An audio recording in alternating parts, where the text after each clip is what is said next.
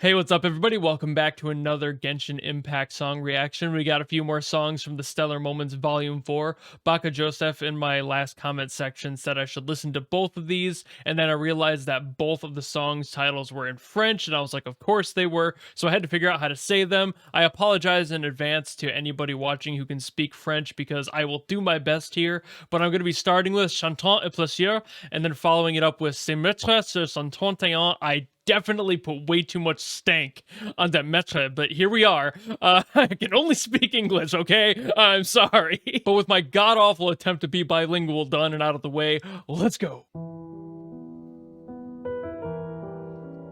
Already? With a dissonant note, okay. That was very, very immediate. More. Another one. This is very dissonant. A little spooky. A little sad. Got that depressive edge to it.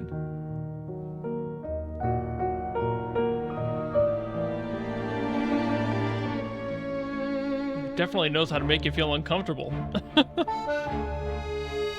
Oh! And suddenly, it's now French.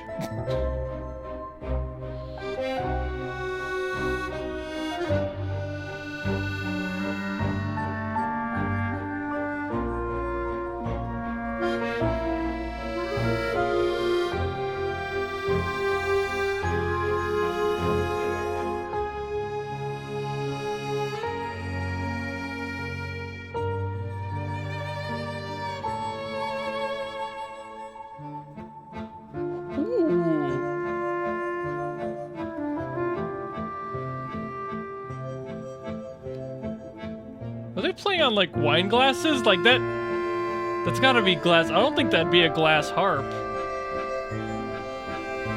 Might be?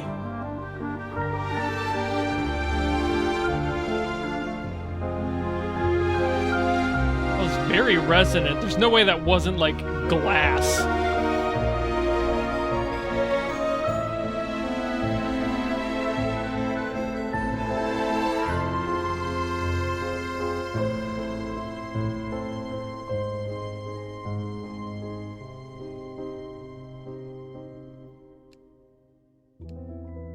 Ooh. Honestly, I didn't expect it to resolve. Okay. All right. I hear you, Danny Elfman. So as I joked about at the end there, definitely a little bit of a French Danny Elfman kind of energy, a little oingo boingo in there. He tends to love just messing around with those minor, major key changes and just the chord progressions that just blend all those together and really just kind of crushes them into the center, and this song kind of plays with that as well, so that's why it gave me that energy. But I think specifically this song reminded me a lot of Sally's song from Nightmare Before Christmas. It had a lot of that same sadness coming through it, so I think that this song, of course, not knowing the context of the story, I assume that the character that this matches is going through a lot. Usually this sort of key anyway tends to play with that sort of emotional thing. I'm pretty sure this was in like an E or E minor, most likely E minor, or something very close to it. Could have been a relative key, but either way, playing with a lot of that flavor of emotional challenge and just a lot of weight on the mind. It could be from great expectations, being forced to do something that they don't want to do in order to make ends meet. There's a lot of ways that you can apply that emotion of sadness and maybe even a little bit of betrayal or fear on top of these sorts of keys, and this type of song just really plays with those. It's almost like an uncanny valley for music when you have a song that is so beautiful and flowing, something in 3/4 that's waltzy and pretty, sounding not quite right, and that's kind of why all those dissonant note changes, those minors just kind of knocking each other around, didn't feel right. So that's what roots those concepts of maybe something's going wrong here more than we think, and we need to figure out why. So there's a lot to unpack with a song like this, and knowing that there's a lot to unpack with this song, and knowing that there's another song that's apparently pseudo related that's up next, I'm kind of wondering if it's either going to be directly related, as in like a later part in their story, or if it's going to be a matter of just borrowing from that original composition for the melody or something of that sort. So I suppose we'll find out, but that means we got to get to the next song. So shall we?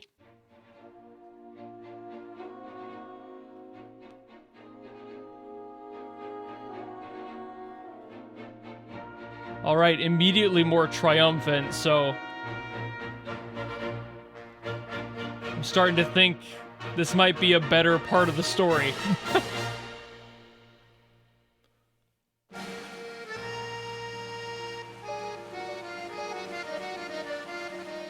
Ooh, okay.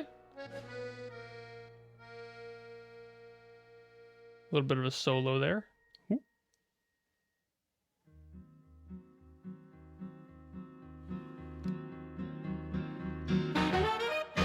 Ooh, the dynamics there.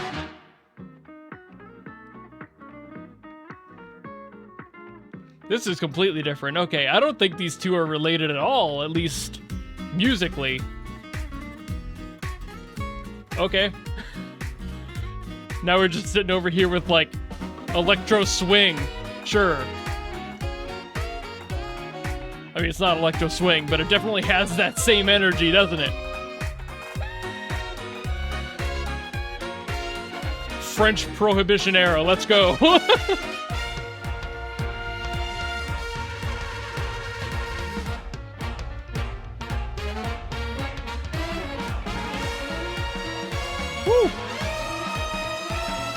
Getting stank facey. Not anymore.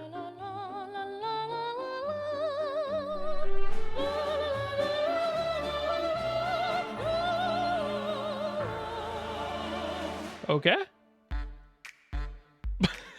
All right.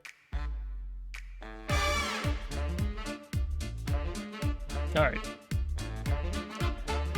Featuring Caravan Palace.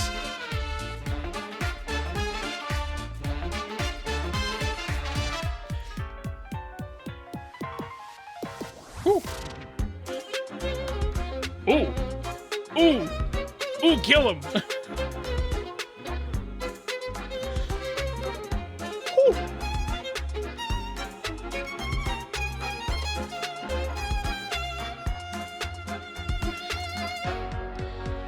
Yeah, I'm trying to, I can't think of a way these would be related. Unless it's just character related.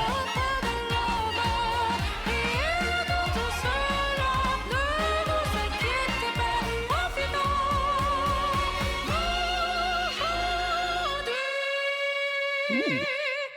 I was wondering if it was going to go up or down. Sick. Yeah, that was completely unique. All right. So now I'm not entirely sure why those two were requested together, because I didn't hear any things that would relate to each other in that song. It was a completely different key, a completely different energy, a completely different vibe. The only thing I could imagine is that it is kind of what I guessed earlier, in that it might be a later point in the story where maybe she's a little bit happier. Maybe? Could be a guy, I suppose. I'm assuming, because I know the character from this event that everyone loves is the girl, and I know her visually. That's about it. I was 100% caught off guard by the electro swing flavor that came in. It was definitely a lot more lively than I expected it to be. Like, even hearing the more upbeat jazzy part that played before it went into like the the synth bass that was in there, it just didn't feel like it was going to go in that direction. Then it did. So I'm like, okay, but that's a really nice way to bring something into a metaphorical like new age. I think that's kind of assistive to the whole mood of this song being a lot more upbeat compared to the other one, at very least, in that you had the more original traditional energy at the beginning, and then it started to get a little bit more swingy and more like 1920s kind of flavor on it, and then it evolved even further to have that like electro swing energy, like they were recycling what was in the past and then making it even more energetic and positive. So I want to believe that there's a story reason for that. I assume there is, but I'm just not entirely sure what it would be. But all those factors building on top of each other would definitely lead me to believe so. So I'm going to choose to believe that unless proven otherwise by comments down below. And of course, I got to show my bias for that little drum solo there at the end. It was really simple, just a quick run down the toms and like kind of flamming on the floor tom and the snare, just the drummer playing around a little bit while the song hit its final resolution. But I suppose that's about all I can say. So this was an interesting combination of songs. I'm not fully sure why they were together, but I like the emotional difference between the two. So I'm gonna hope that I'm correct on what I'm assuming, that it's like a later in the same character's story kind of thing, and then you can kind of hear that evolution of like they were here, now they're here, which is a good thing. But I could be wrong there as well, so definitely correct me on that down below. So thank you all so very much for watching. If you have any other songs from Genshin that you want me to listen to and give my opinions on, leave them down in the comments below and I will do my best to get to them. Usually I prioritize the ones with higher like counts just because it makes it easier to find the ones that most people want to see. And otherwise, if you like this video and you like me and you want to follow me and support me and all that, you know how to do all that, and I will see you in the next video. Goodbye!